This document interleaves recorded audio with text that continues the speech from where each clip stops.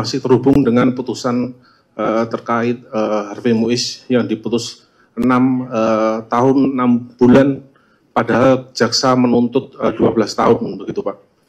Kita tahu di masyarakat kemudian muncul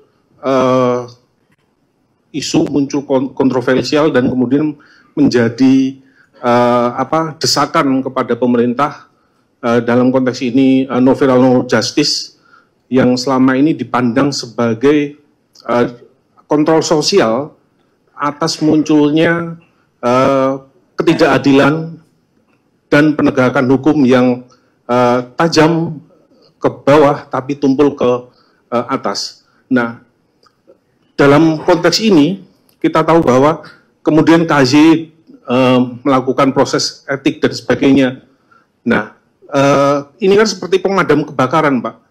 Bagaimana upaya yang mungkin lebih ke depan yang diharapkan dari Bapak Menko sebagai pihak, sebagai pejabat yang selama ini memang kita tahu sangat punya pengalaman dalam bidang hukum.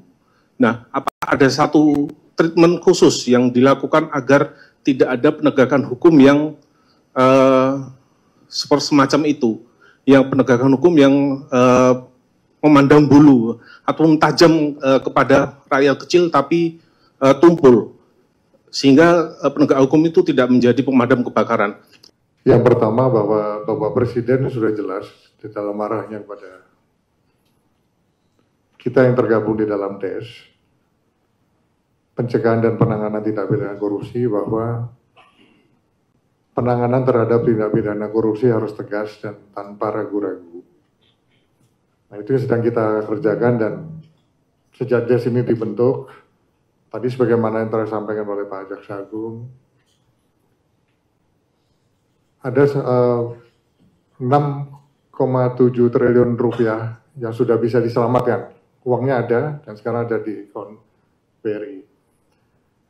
Khusus hari ini, kami dari DES, Pak Jaksa Agung kan tadi sudah mengumumkan 2 kasus korupsi yang terkait. Pertama, tindak pidana korupsi tata kelola sawit dari tahun 2005 hingga 2024. Itu yang melibatkan ada tambahan 1 tersangka perorangan baru dan 2 korporasi tersangka baru dengan total kerugian kurang lebih 73,9 triliun kerugian negara yang bisa diselamatkan. Yang kedua, yang terkait dengan tata niaga timah, ada 7 korporasi baru yang tadi telah diumumkan dengan kerugian negara berjumlah kurang lebih 271 triliun rupiah, sehingga kalau di total itu berjumlah kurang lebih 344 triliun rupiah. Ini sebagai wujud komitmen dari pemerintah. Jadi istilah-istilah yang katanya ada yang mengistilahkan kalau penanganan korupsi itu tajam ke bawah, tumpul ke atas.